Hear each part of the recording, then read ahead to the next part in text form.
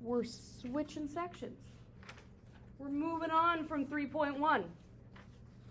Now, chapter 3, as I've mentioned, really focuses in on that idea of solving. But in order to solve some quadratics, we have to start talking about what are known as complex numbers.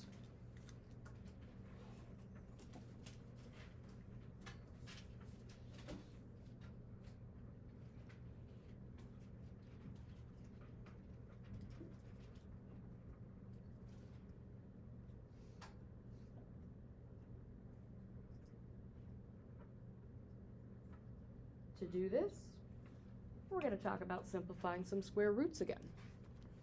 Now, we've already started the process of simplifying square roots. We did it back in the beginning of 3.1. Let's say I want to simplify the square root of, let's go with 72. To simplify does not mean give me the decimal answer. It means break it down as much as possible when it comes to square roots. If it is a perfect square, you can just straight up take the square root of it. If it is not a perfect square, we have to simplify in a different way. Do you remember the process? I find the biggest something that divides out of the 72. I find the biggest perfect square. Now, if you don't know your perfect squares, does your calculator know your perfect squares? Can I start squaring numbers and get perfect squares? Like 1 squared is what? 1. It's not a helpful one. 2 squared is 4. 3 squared is 4 squared? 5 squared? 6 squared, 7 squared, 8 squared, 9 squared, 10 squared, and I could keep going. Now I look for the biggest number that 72 divides by out of these. If you are struggling to come up with that number, you can do similar to what we do in factoring and just look at all the things that multiply to 72. 1 times 72. 1's a perfect square, but that's not helpful. 2 times what is 72? 36. Is either of those a perfect square? Yeah, 36. In fact, 36 is the largest perfect square that's going to divide out of this because between these two numbers, it's the larger one, and the only other thing that 72 divides by that's larger is 72.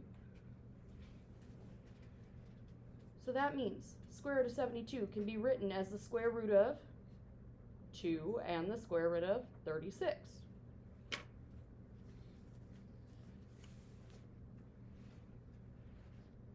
(36) was the perfect square, right? What is the square root of 36? 6. Put that number first in front of the square root. Now this should look familiar because we've done this already. But what we haven't done is when there's a negative inside.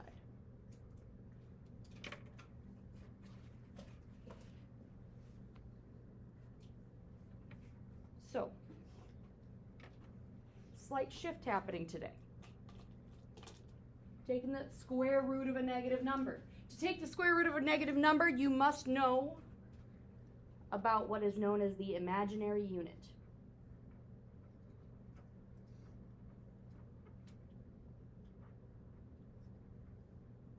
The imaginary unit is known as I. And by definition, this imaginary unit, I, is equal to the square root of a negative 1.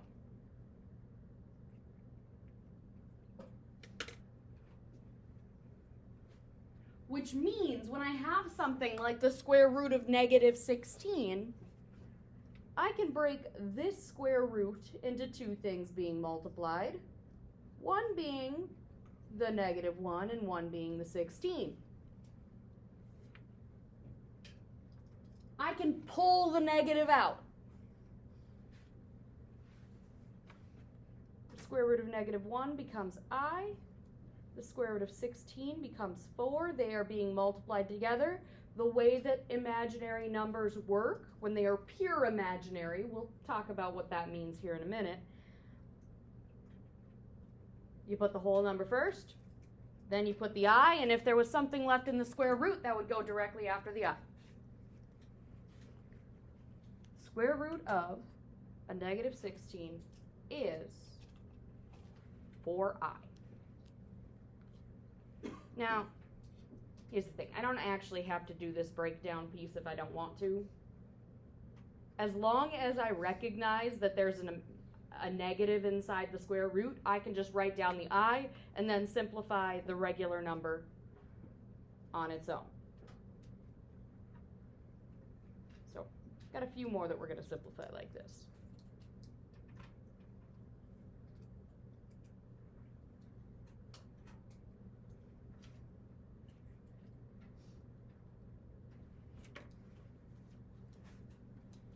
One of the things you've got to keep an eye on is where is that negative.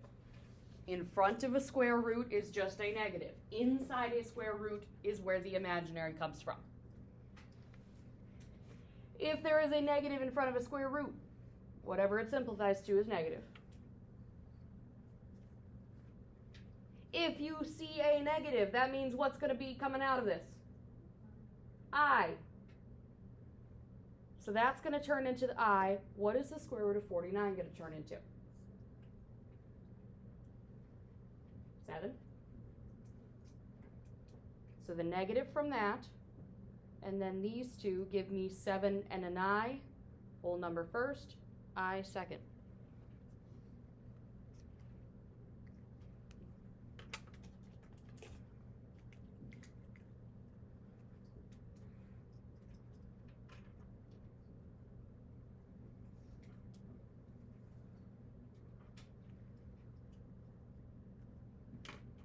Sometimes they're not going to be perfect squares. And if they're not perfect squares, we have to do a mixture of essentially these two items. Do you notice that there's a negative inside the square root? That's where I becomes involved. To simplify the square root of 20, I need to know the biggest perfect square that divides out of 20. If one exists. If one doesn't exist, if 20 does not divide by any perfect squares, you leave it as square root of 20. It's not pretty, but it is the simplified answer. But does 20 divide by any perfect squares? 20 does not divide by 16. Divides by 4. 4 times 5 specifically. 20 is 4 times 5. I pulled the negative and got the I. 20 I broke into 4 times 5. Which of those was the perfect square again, the 4 or the 5? 4. What's the square root of 4? 2. Put that first, then put the I, then put the square root. 2I root 5. Okay. We got one final example that's going to look like this. Then we're going to change things up.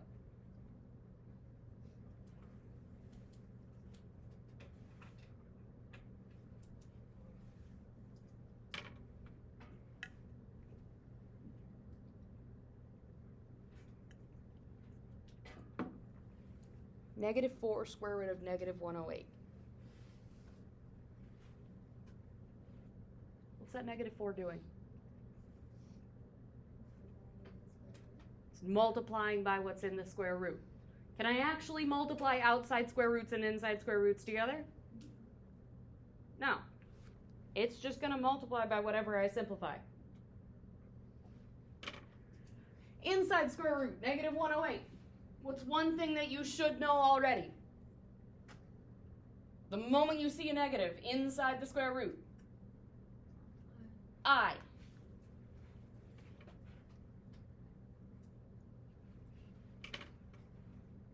And then we've got the 108.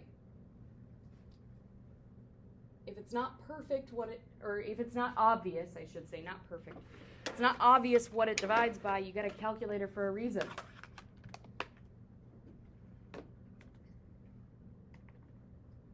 .108 divided by, I clearly should not have to put divided by 1 in my calculator. But 1 times 108, neither is a perfect square. Divide by 2.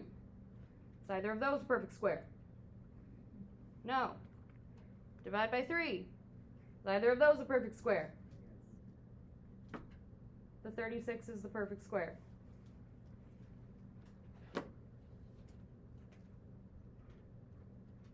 It was 3 times 36.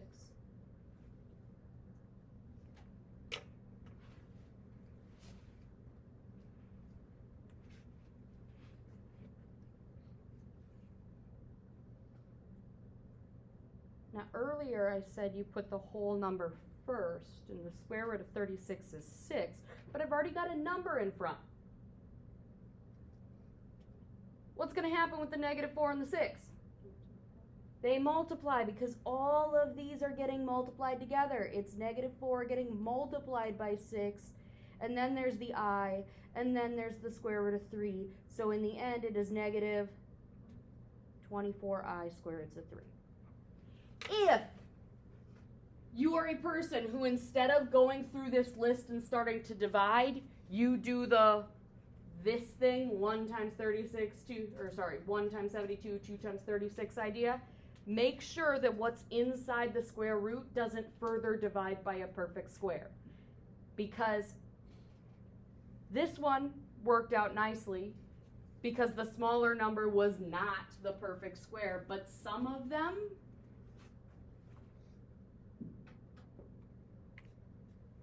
let's say like 48, divide by 1, no. Divide by 2, no. Divide by 3, oh, this one happened to work out, but that was a bad example. But some of them might not give you the biggest perfect square initially. So double check that what's left inside a square root doesn't continue to divide by a perfect square. If it does, do it again. Do the square root times square root, simplify it down. Now, these numbers that we are working with, these square roots of negatives, they're called pure imaginary numbers because of the fact that there's actually something known as complex numbers.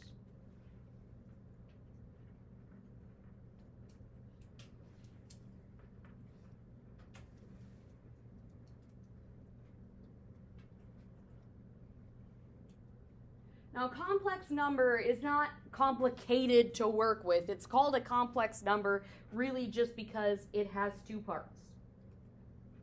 A complex number is a number with both a real and imaginary part.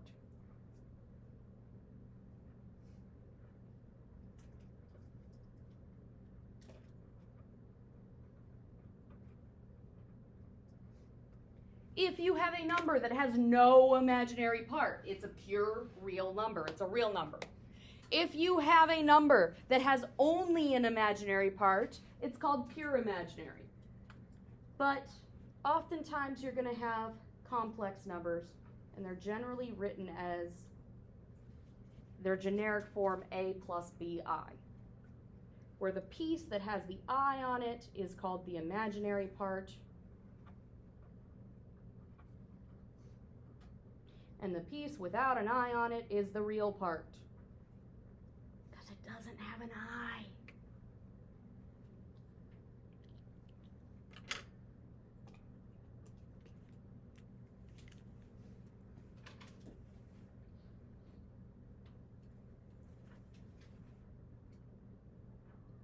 And we can do a lot of things with complex numbers. We can add, we can subtract, we can multiply, we can divide,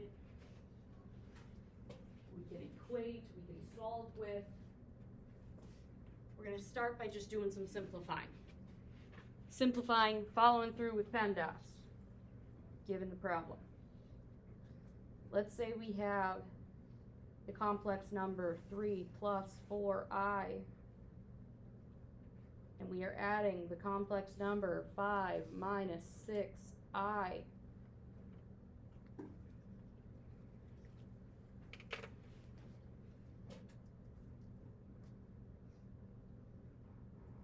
Here's the thing.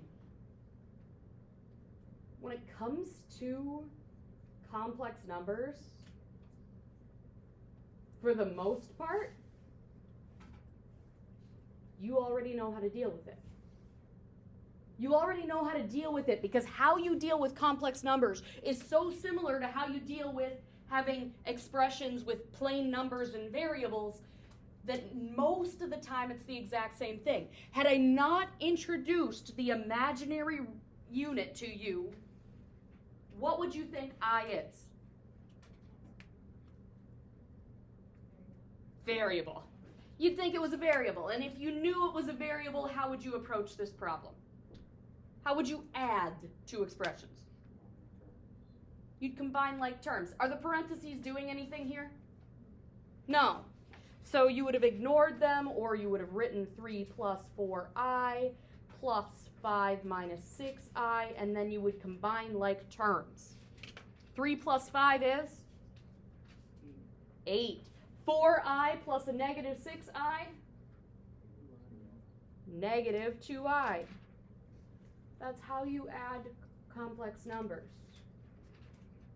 It's the same way you add expressions that involve variables. You combine like terms.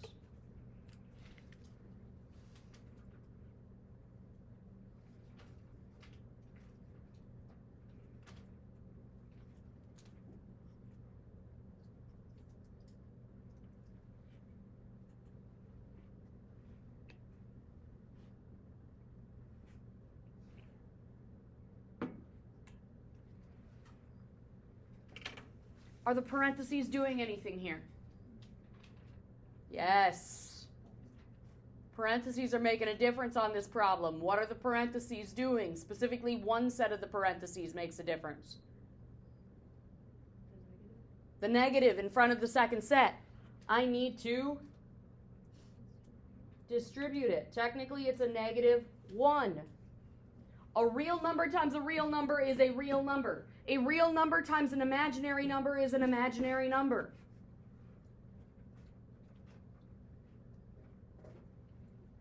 A real number times a complex number is no different than just multiplying and distributing a number times an expression. Negative 1 times 8 is negative 8. Negative 1 times 4i is negative 4i.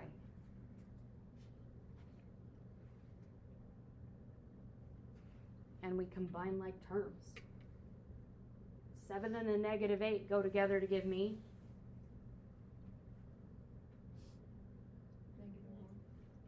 negative 1. 2i and a negative 4i to go together, giving me negative 2i.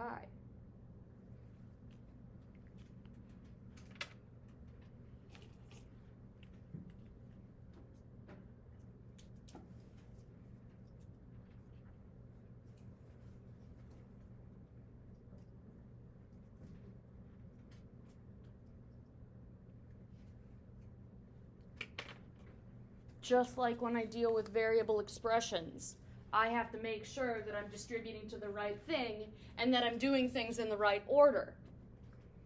If I get an expression that looks like this, what do you think I should do first?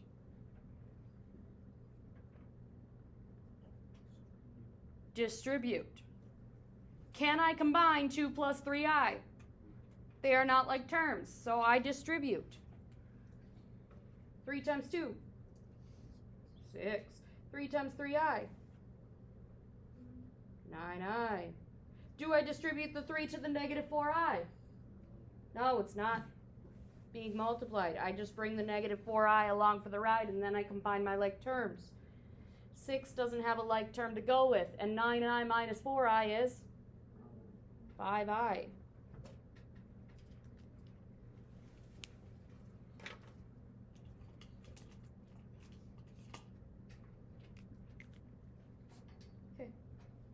One final example, like this.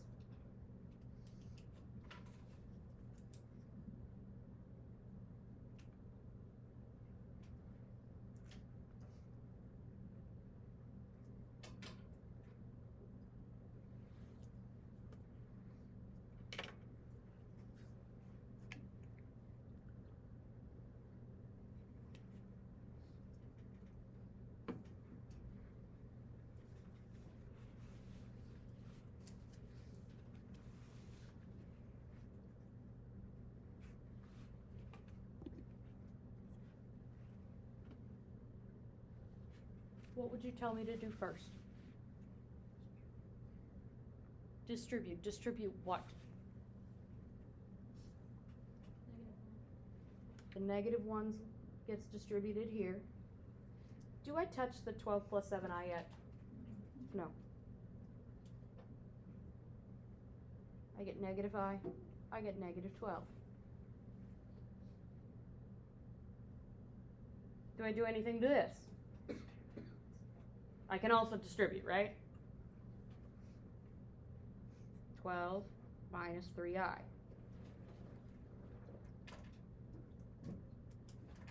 And then what?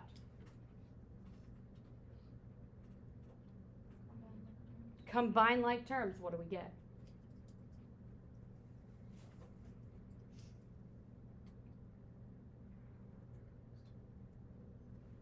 Real part's 12, because 12 minus 12 plus 12. Start with your real part first. Imaginary part? 3i. 7i minus I plus minus 3i. It's positive 3i.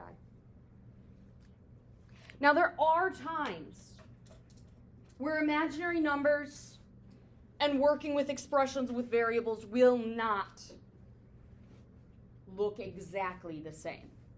We're going to get to those situations tomorrow.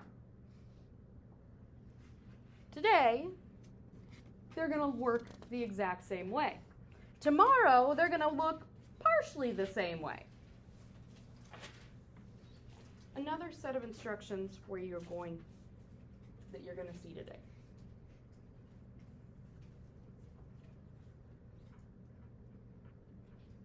Solve for the variables.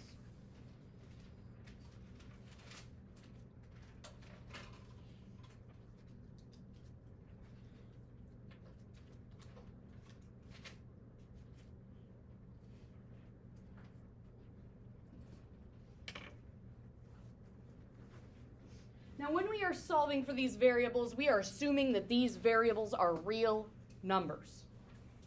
If these variables are imaginary numbers, we've got other things that we can do. But we are going to assume that when I give you x and y, which is what are going to show up today, that x and y represent real numbers.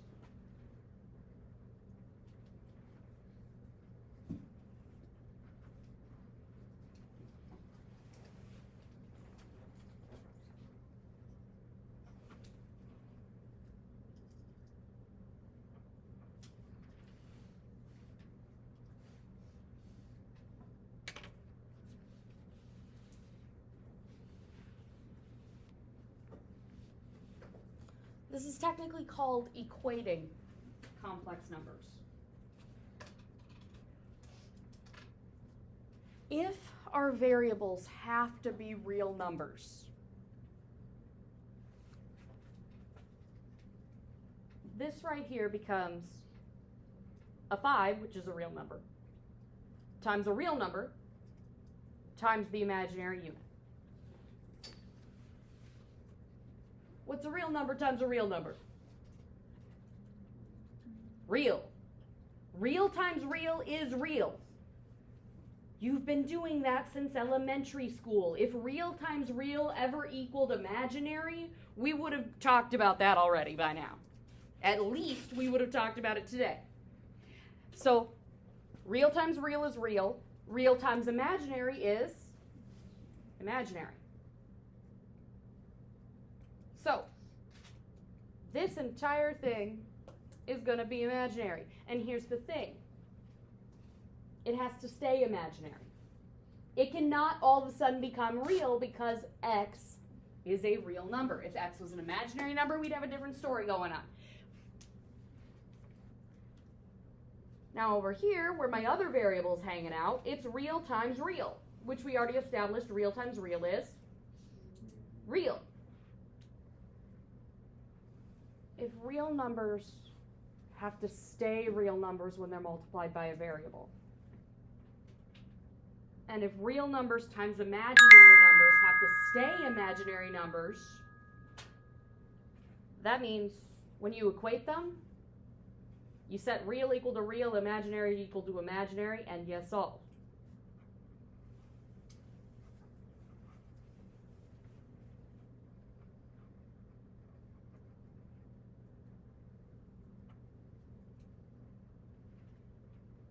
What's the real part of the first expression?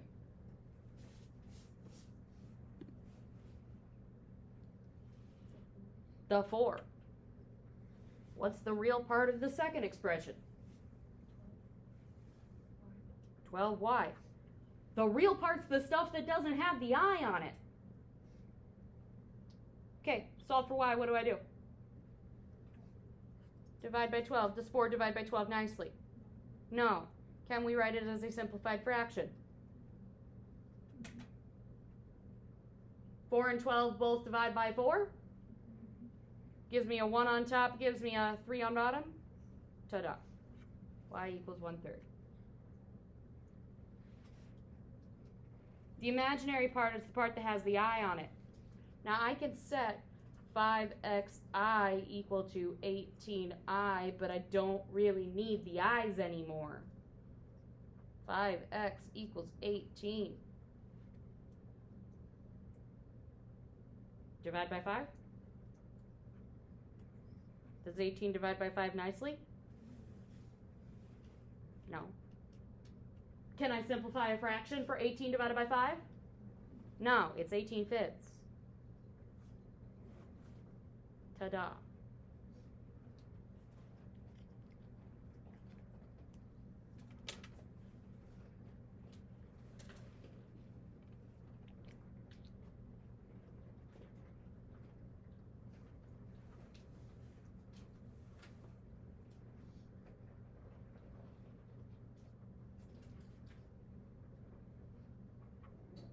That is a 5.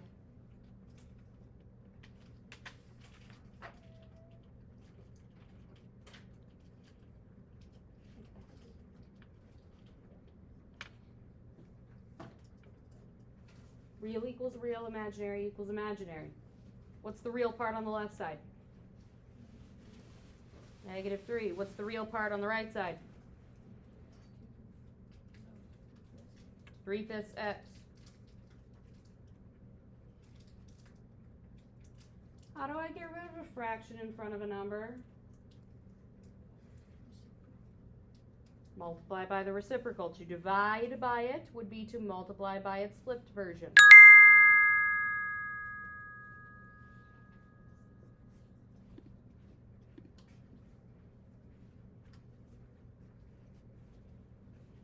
Got a calculator for that. -3 times 5 divided by 3. If it becomes a not nice number, you can change it to a fraction on your calculator too. Or, to multiply by a fraction is to multiply by the top and divide by the bottom. What is -3 times 5? -15 divided by 3? -5. What's the imaginary part on the left side?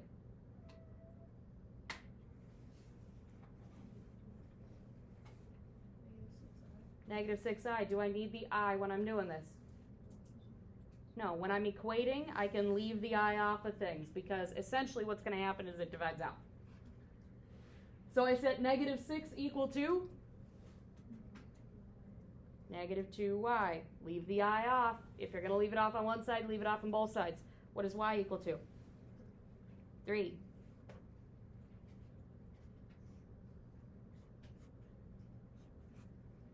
Make sure you're bringing the positives and negatives with when you're doing this. How are we feeling about complex numbers? Hardest part is simplifying the square roots. That's it. for notes today?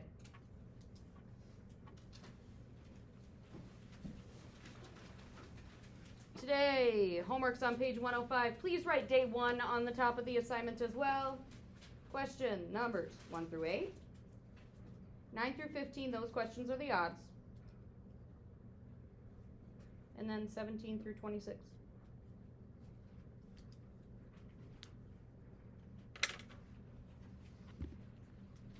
We have a mini quiz. I'm not giving it to you yet. I'll give it to you at 10:30.